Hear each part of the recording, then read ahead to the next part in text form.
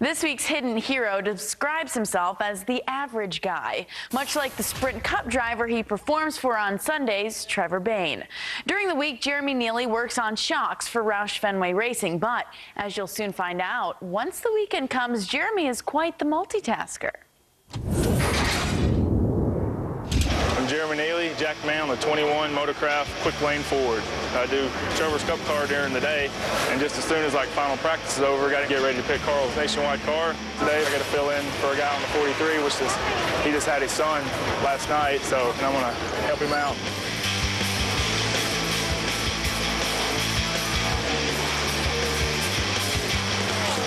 I kind of grew up watching racing a little bit on TV and stuff, and I always played sports and went on to play college football. And I went to Jacksonville State, which is in Alabama.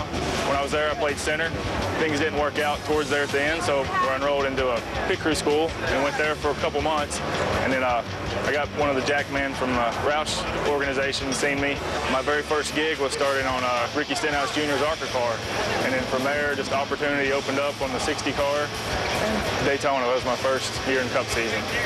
During the week, I work in the shock room at Roush Fenway Racing. I build the shocks for the 21 car. We practice through the whole week. We do cardio, strength training, stretch, just everything to make your body go for 38 weeks. That way you don't tear apart halfway through the year.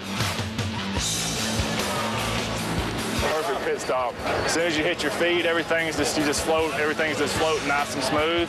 And you get around the left side, and everything just feels great, and everything just goes so smooth. It just feels like it's kind of slow, actually. A lot of people try to compare it to playing sports, but it's really not, because when you're playing football, you have 60, 70 snaps to score to get it right. We come down to race on Saturdays and Sundays, mainly that last time to get it right. So if you screw up, I mean, it's over right there. When I very first started, you'd get the butterflies and stuff, but now, especially what helped me out was being on Carl's deal. You always come down first, second, third, so your pressure's on. Basically, after just doing it and doing it and doing it, it just comes second nature. And it's not that bad anymore. Kind of enjoy it. The hardest part I think about jacking is just taking care of your teammates. I mean, they got their fingers, their hands, their feet, and don't let them get run over. I mean, you can drop the car at any time and smash their hands. Overall, you're just looking over them and making sure everything's okay, and then when everything's done and done, you're the man that says, lets it go.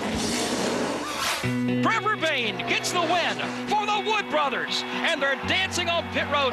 When we won, you just sit there and was just all numb, just couldn't believe it, because you think about it, people go their whole time never ever winning that, and like Donnie Wingo, it took him 31 years, and just still today you'll be riding down the road and you just think about it and smile, and it'd be something I cherish forever. And this is an amazing feeling that all these guys put all their effort into the cars, and you can go out there and beat all 42 of them, and you're the one car left in the victory lane. It's just a really, really good feeling.